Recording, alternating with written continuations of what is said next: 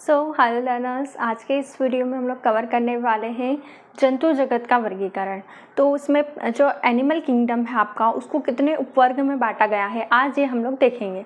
तो सबसे पहले हम लोग देखते हैं संघ पोरीफेरा को। पोरीफेरा में जैसे कि नाम से आपको दिख रहा है पोरीफेरा मीन्स पोर्स। अब इसमें क्या होंगे, पोर्स प्रेजेंट होंगे। इनकी पूरी बॉडीज़ पे हमको क्या दिखाई देंगे, छिद्र दिखाई देंगे छोटे छोटे से। और ये छिद्र क्या होते हैं, आसपास का जो पानी होता है उसको एब्जॉर्ब करते हैं और अपने शरीर के अंदर ले आते हैं। और जो भोज्य पदार्थ होते हैं और जो पोषक तत्व होते हैं उन सब का अवशोषण कर लेती है इनकी बॉडी और इनको पोषण मिल जाता है। तो पोर्स होने के कारण इनको जनरली हम बोलते हैं स्पंज। स्पंज बोलते हैं, क्या बोलते हैं, स्पंज बोलते हैं। स्पंज कैसा होता है कि उसमें छोटे छिद्र होते हैं और वो क्या करता है, आसपास की जितनी भी चीज़ें होती है उसको एब्जॉर्ब कर लेता है अपने अंदर, इसलिए इसको स्पंज बोलेंगे। और क्या होता है, इनमें चिपचिपा पदार्थ पाया जाता है। चिपचिपा पदार्थ ये क्या करते हैं, यहाँ से चिपचिपा पदार्थ छोड़ते हैं, जिसके कारण क्या होता है, ये समुद्र में जो तल होता है, समुद्र का तल, वहाँ पर ये चिपके रहते हैं और अपने जो बॉडी है उसको चिपकाए रखते हैं ज़मीन से। ठीक है, छिद्रयुक्त तो शरीर हो गया, चिपचिपे होते हैं और नाल पाई जाती है। अब इनमें क्या होती है, एक नाल पाई जाती है इस तरह की, और ये नाल जो है वो ये पोर्स से जुड़ी होती है। यहाँ से क्या होती है, नाल पोर्स से जुड़ी होती है। तो जो भी पोर्स में आपकी जो भोज्य पदार्थ आ रहे हैं वो सारी नाल में चल जाती है, जहाँ पे पाचक एंजाइम होते हैं जो पोषक पदार्थों का पाचन कर लेते हैं। इसके बाद एक ऐसे समुद्री जीव है जो कि समुद्र में पाए जाते हैं। इनमें ऊतक नहीं होता है, शरीर कैसा होता है, सरल होता है। इनमें ऊतक संरचनाएं नहीं देखने को मिलेगी अभी, और बहुत ही सरल और संगठित शरीर होता है। अब आते हैं हम लोग सेकंड सिलेंट्रेटा पे। सिलेंट्रेटा में हम लोग क्या देखते हैं जनरली कि उनमें समुद्री जीव तो होते हैं, बट इनमें क्या होता है, एक माउथ प्रेजेंट होगा, है ना। इसमें क्या था, माउथ प्रेजेंट नहीं था, बट इनमें अब माउथ प्रेजेंट होगा। साथ ही इनमें क्या होते हैं, चूषिकाएं पाई जाती हैं, है ना। चूषिकाएं बोल सकते हैं या फिर टेंटेकल्स बोल सकते हैं, या फिर बोल सकते हैं कि ये इनसे क्या करती हैं, ये लोग जो आसपास के जो भी जीव जंतु होते हैं वो इनसे पकड़ लेते हैं और पकड़ के क्या डाल लेते हैं, ये मुंह में डाल लेते हैं ऐसे करके। ठीक है, जो आसपास के हैं उसको ऐसा डाला और मुंह में डाले। तो ये जो है, ये वाला पदार्थ जो पोषक पदार्थ है वो यहाँ से इनकी बॉडी में चले जाते हैं इस तरह से, है ना, जिसको हम लोग बोलते हैं देह गुहा। है, इनकी देह में एक गुहा होती है जिसको बोलते हैं देह गुहा। और इनके जो आसपास है द्विपरत पाई जाएगी जिसको बोलते हैं एपिडर्मिस, है ना। इसका उदाहरण होता है हाइड्रा, ये हो गया इसका एग्जाम्पल। और एक ऐसे समुद्री जीव है जो कि समुद्र में पाए जाते हैं। इसके अनदर उदाहरण हो जाता है एक जेलीफिश। जेलीफिश भी आपने देखी होगी किस तरह से होती है, ऐसी होती है, और यहाँ से इसके ऐसे निकले होते हैं, है ना। इस तरह की जेलीफिश होती है जो कि सब दूर घूमती रहती है पूरे समुद्र में, है ना। ये क्या होता है, एक जगह स्थायी हो जाएंगे। स्पोंजिला, साइकोनिस के एग्जांपल्स हैं जो कि क्या होते हैं, एक जगह स्थायी हो जाते हैं, बट ये क्या करेंगे, आप चलने लग जाएंगे, है ना, इधर उधर घूमने लग जाएंगे आप समुद्र में, है ना। इसके दो उदाहरण याद रखना, हाइड्रा और जेलीफिश। थर्ड आते हैं हम लोग प्लेटीहेल्मिन्थ पर। प्लेटीहेल्मिन्थ किसे कहेंगे, इसके कुछ लक्षण होते हैं वो देख लेते हैं। इसका एग्जाम्पल हम लोग लिया है लिवर फ्लूक। ओके, क्या लिया, लिवर फ्लूक।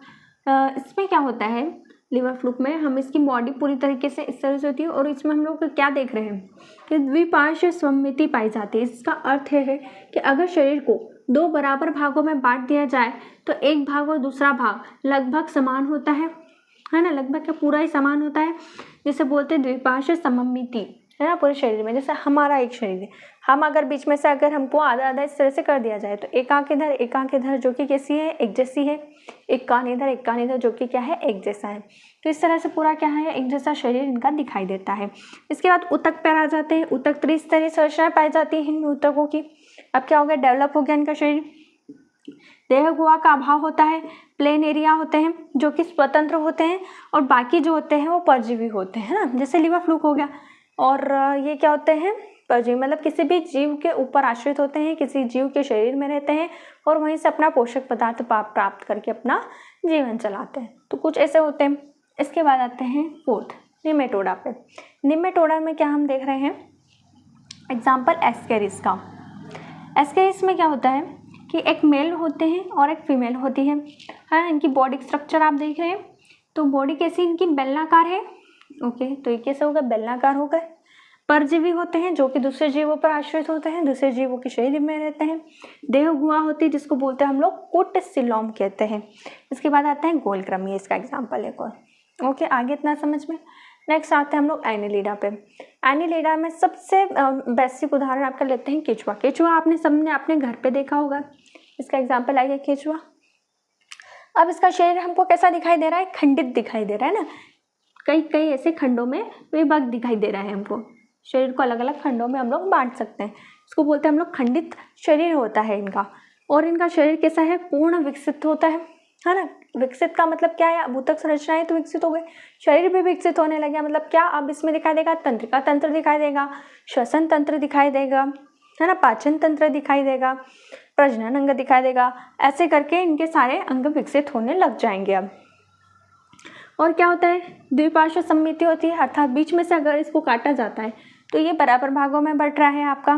तो फिर इसके अदर एग्जाम्पल कौन कौन से हो गए, जोंक और नेरिस। आपने जोंक देखी होगी है ना, अक्सर हमारे घरों में भी देखने को मिलती है। ये ज़्यादातर इस तरह से होती है ना, इसके मुंह पर इस तरह से होता है और कई सारे इसके ऐसे ऐसे पैर दिखाई देंगे हमको है ना। तो ये होगी जोंक, और नेरिस भी आपको देखने को मिलते हैं इसमें।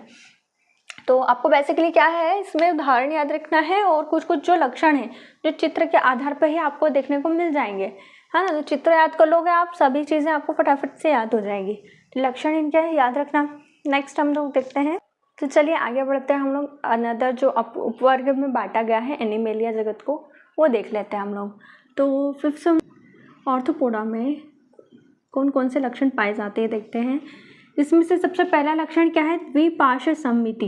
ये हमने पहले भी देखा, द्विपार्श्व सममिति क्या होती है, जो कि बराबर भागों में अगर शरीर बट जाता है उसको बोलते हैं हम लोग द्विपार्श्व सममिति। इसके बाद सेकंड लक्षण कौन सा है, शरीर खंडयुक्त होता है।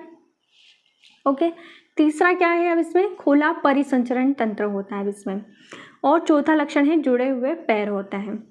इसका एग्जाम्पल हमने लिया है तितली का। ऑर्थोपोडा ज़्यादातर क्या होते हैं, कीट होते हैं ना, ये बात ध्यान रखना कि ऑर्थोपोड्स में कौन कौन आएंगे, कीट पतंगे जो भी मक्खी मच्छर आपके हो गए, तिल चट्टे हो गए, आपके कॉकरोचेस हो गए, ये सारे किस में आएंगे, ऑर्थोपोड्स में आएंगे। उसके अलावा और भी एग्जांपल्स हैं, जैसे आपका हो गया, जैसे हो गया आपके झींगा, बिच्छू है ना, मकड़ी वगैरह तो आपको बता ही दी है मैंने, जैसे मकड़ी वगैरह है ना। तो जितने भी कीट पतंगे जो आसपास आपको उड़ते हुए दिखाई देते हैं वो सारे ऑर्थोपोड्स में आ जाते हैं। ओके, तो इसमें 3-4 चीज़ें आपको याद रखनी है कि इनमें खुला परिसंचरण तंत्र होता है, ये मेन चीज़ हो गई। और जुड़े हुए पैर होते हैं इनमें, ये जो पैर होते हैं वो आपस में जुड़े होते हैं। जैसे झींगा में हम लोग देखते हैं कि इस तरह से जुड़े हुए पैर होते हैं इनके, इस तरह से है ना, मतलब दोनों आपस में जुड़े होते हैं। आपने भी मच्छर मक्खियों को भी देखा होगा आपके आसपास, तो उनमें क्या होता है, जुड़े हुए पैर पाए जाते हैं। खुला परिसंचरण का अर्थ यह है कि इनमें रक्त वाहिकाएँ जो होती हैं आपकी, जिससे रक्त और ब्लड सर्कुलेशन होता है पूरी बॉडी में, वो इनमें खुला प्रकार का होता है ना। इनमें कोई भी ब्लड वेसल्स नहीं पाई जाती हैं है ना। शरीर खंडयुक्त, हम लोग ये देख ही रहे हैं कि ऐसा क्या होता है, खंडों में विभाजित होता है, जैसे इसका विभाजित है तितली का। ओके, द्विपार्श्व सममित हो गया, जैसे ये बीच में से अगर इनको बांटा तो ये अलग अलग समान भागों में हमको बढ़ते हुए दिखाई देते हैं। नेक्स्ट पर आते हैं, ये है मोलस्का। मोलस्का के क्या क्या लक्षण हैं। सबसे पहला लक्षण कवच होता है इनमें उपस्थित है ना। इनका जो बाहरी जो शरीर होता है वो कवच से ढका होगा है ना, मतलब मोटा आवरण होगा बाहर शरीर के। इनमें भी खुला संवहनी तंत्र होता है और उत्सर्जन के लिए हमको गुदा जैसी संरचना दिखाई दे रही है। अब गुदा जैसे दिखाई देगी, ठीक है, गुदा नहीं अभी भी बना है पूरी तरह से, शरीर अभी भी विकसित नहीं हुआ है, बट इसमें क्या दिखाई दे रहा है हमको कि हाँ, उत्सर्जन के लिए कुछ न कुछ संरचना इसमें अब हमको दिखने लगी है। अब क्या हो रहा है, जीवों का विकास धीरे धीरे होने लगा है। तो इसके एग्जाम्पल कौन सा है, हमने लिया है घोंगा है ना। आपने आसपास देखा होगा बारिश के दिनों में कई बार घोंगे आ जाते हैं, उसके आसपास हमको क्या दिखाई देगा, एक आवरण दिखाई देता है जो कि कड़क होता है। इसके अलावा सीप आ गए है ना। सीप के अंदर क्या होता है, इस तरह से होता है, बीच में मोती होता है ना, इस तरह से सीप होता है। और आपके आगे शंख शंख जितने भी होते हैं, शंख वाले जीव, वो भी इसी कैटेगरी में आपके आते हैं, है ना। तो ये हो गया मोलस्का। ओके, 3-4 चीज़ याद रखना। कवच होता है, खुला संवहनी तंत्र होता है, उत्सर्जन में केवल कूदा जैसी संरचना दिखाई देती है। नेक्स्ट आता है इकाइनोडर्मेटा पे। इकाइनोडर्मेटा में हमको क्या दिखाई देगा, अब त्वचा पर कांटे दिखाई देंगे। इसकी त्वचा है और आसपास कैसे दिखेगी, कांटे जैसी संरचनाएं हमको निकलती हुई दिखाई देगी। ये मुक्तजीवी होते हैं, अर्थात समुद्र में कहीं पर भी ये संचरण कर सकते हैं। अब त्रिकोरिक देह गुहा युक्त होते हैं। जल संवहन नाल तंत्र पाया जाता है इनमें। अब क्या, अब नाल तंत्र विकसित होने लग गया इनका, है ना। अब पोला संचरण तंत्र नहीं होता है और कैसा होगा, अब नाल तंत्र प्रेजेंट होने लग जाएगा, जिससे इनमें चलन होगा, है ना। कैल्शियम कार्बोनेट का कंकाल पाया जाता है। अब इनके ऊपर कैसी, यहाँ पर क्या होती है, काइटिन की परत होती है, बट यहाँ पर अब हमको क्या, कैल्शियम कार्बोनेट की परत दिखाई देने लग जाएगी।